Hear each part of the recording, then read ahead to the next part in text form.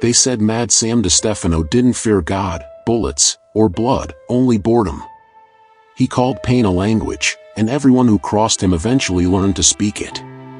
Before we dive in, don't forget to like, comment, and subscribe for more stories of men who built their own nightmares. Chicago, late 1930s. Streetlights hum over cracked sidewalks. A skinny Italian kid in hand-me-down shoes runs errands for men twice his size. That kid is Sam Dphano, a boy who learned early that power didn't come from muscles, but from madness. His mother prayed in the kitchen, his father swung a hammer in the stockyards. Sam listened to both, but worshipped neither.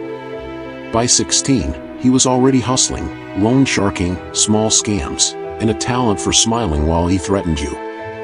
Neighbors said, "He's got the devil's grin." Sam just laughed. The devil pays better. Every story about him starts with that grin, because it never left, even when the blood did. And somewhere in that grin lay a question no one could answer. Was Sam insane, or just the only one honest about what power really costs? By the time the 1990s rolled in, Detroit streets were colder, harder, but the Flenory brothers moved like ghosts. Meech was the talker, the dreamer. Terry, known as Southwest T, was the balance, all calculation and calm. Together, they built something more than a crew. They built a code. Meech believed in image. He dressed sharp even when broke, crisp white sneakers, iron jeans, a gold chain that caught light like ambition itself. If you look like a boss, he'd say, they'll treat you like one. Terry just smiled. Then we better act like one too. While others hustled to survive, Meech hustled to expand. He treated every dollar like an investment, into loyalty, into people. The neighborhood kids who had nothing. He gave them food, clothes, jobs. To them, he wasn't a dealer. He was hope in designer clothes. Still, behind that loyalty, there was a warning: betrayal was death, not by bullet, but by exile. "We build this together," Meech told the crew one night, "and if one brick falls, we all fall." And from that night on, every man in that room carried his word like scripture. But every empire built on loyalty eventually meets temptation. Atlanta, mid-1990s. The skyline glowed with promise, and the streets whispered new opportunity. Meech saw something no one else did: the South was wide open. He left Detroit quietly, renting a modest house with cash. Within months, cars rolled in from every direction, tinted windows, out-of-state plates, men who spoke in coded slang. Inside that house, the foundation of the Black Mafia family was born. Meech didn't just want money. He wanted movement, structure, image, and power that could stand beside any corporation. "We ain't just selling product," he told his crew. "We selling respect." And somehow, it worked. The streets started saying his name like a myth. Clubs, promoters, DJs, they all wanted a piece of what BMF represented: luxury, loyalty, and no limits. But with growth came pressure. Shipments got larger, money flowed faster, and eyes began to turn: jealous crews, hungry rivals, and quiet men in unmarked sedans who listened more than they spoke. One night, as Meech watched the city lights from his balcony, he whispered, "We're building something too big for the streets to ignore." He was right, and soon, neither could the feds. By the early 2000s, Big Meech wasn't just a name, he was a legend in motion. Atlanta's nightlife pulsed to his rhythm.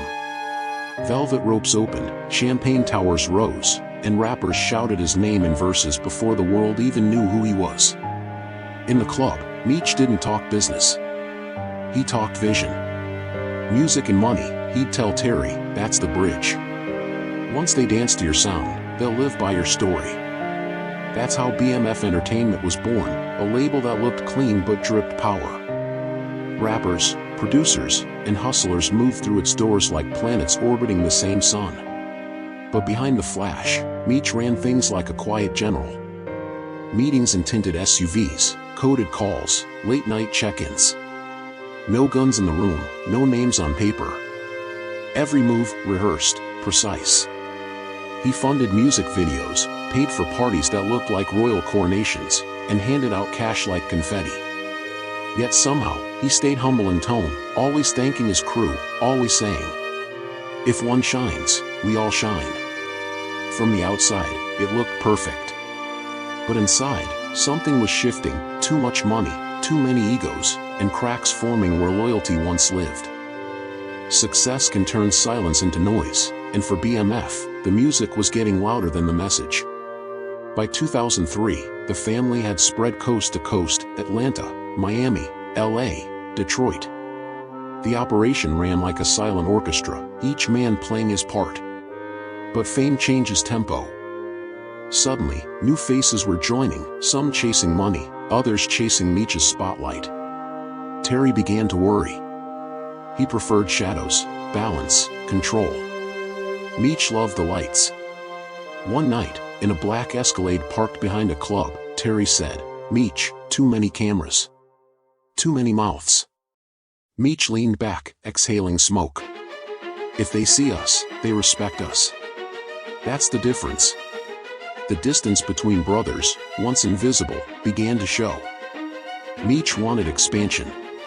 Terry wanted security. Both were right. Both were proud. And when pride walks in, trust walks out. Rumors spread through the crew, whispers about leaks, about who was getting sloppy.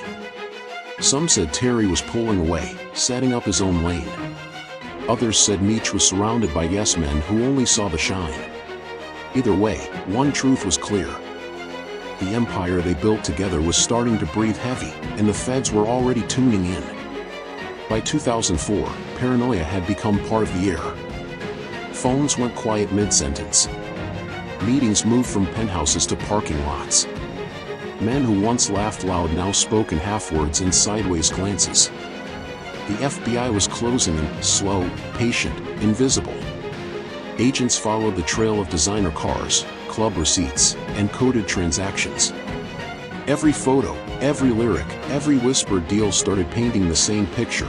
BMF wasn't just a label, it was an empire hidden in plain sight. Meech knew something was off. He'd walk into a room and feel eyes that didn't belong there. "Stay clean," he warned his circle. "No phones, no flexin'.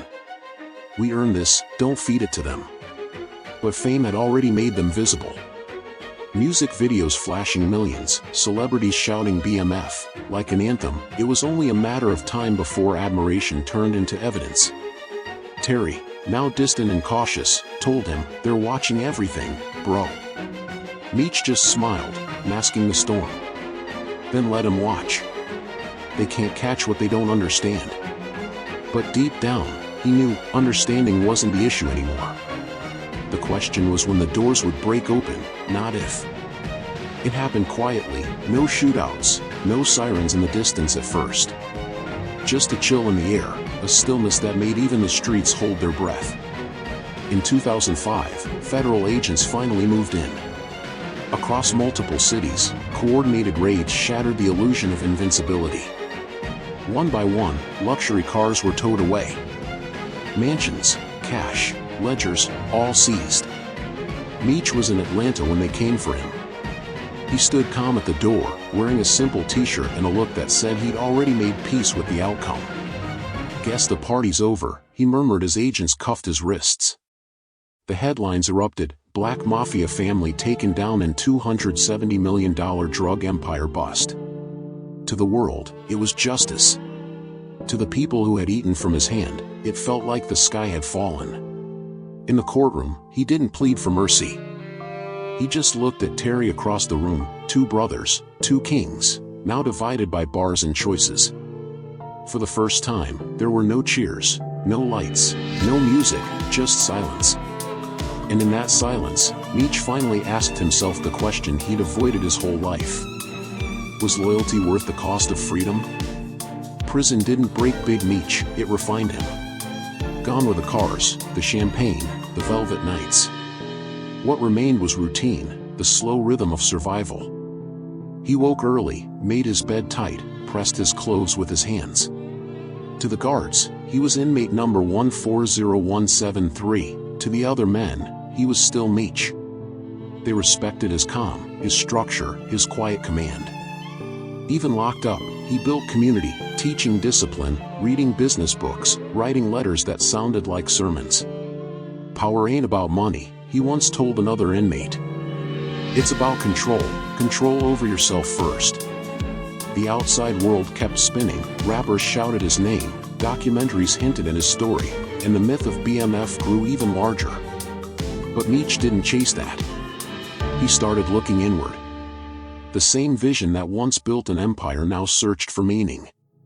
At night, he'd sit on the edge of his bunk, eyes on the moonlight slicing through iron bars. He wasn't angry. He wasn't broken. He was still. Because he knew legends don't disappear. They just wait for the world to understand them again. Years passed. The world outside changed, new rappers, new slang, new rules. But the name Big Meech refused to fade. It lived in lyrics, in whispers, in diamond pendants shaped like crowns. Behind bars, Meech had grown older, slower, but sharper. His letters home carried the wisdom of a man who had seen both heaven and hell built by his own hands. I ain't mad at nobody, he wrote once. Everything that happens is the price of the dream. I just wish we knew the interest rate. He watched his son, Lil Meech, step into the spotlight, playing his father's role on TV. It was surreal, like watching your past breathe again. If the story can teach somebody, Meech said, then maybe all this wasn't for nothing. Even from a cell, his influence reached the streets, the culture, the mic. He'd become a symbol of ambition, excess, loyalty, and consequence, a modern myth whose shadow stretched across hip-hop itself. And though his empire was gone, his impact was not. But Meech understood something now that he never did before. Power built on fear fades fast, but respect earned through truth lasts forever. Time has a way of stripping everything, the noise, the gold, the illusion, until only truth remains. For Big Meech, that truth was simple: every empire ends, but the man you become inside it doesn't have to. Sitting by the small window of his cell, he often thought of Detroit, the cracked sidewalks, the laughter of his mother, the echo of his brother's voice. He smiled at the memory, not with regret, but with peace. All I ever wanted, he once said, was to give people something bigger than the block. Maybe I did. Maybe not the way I planned.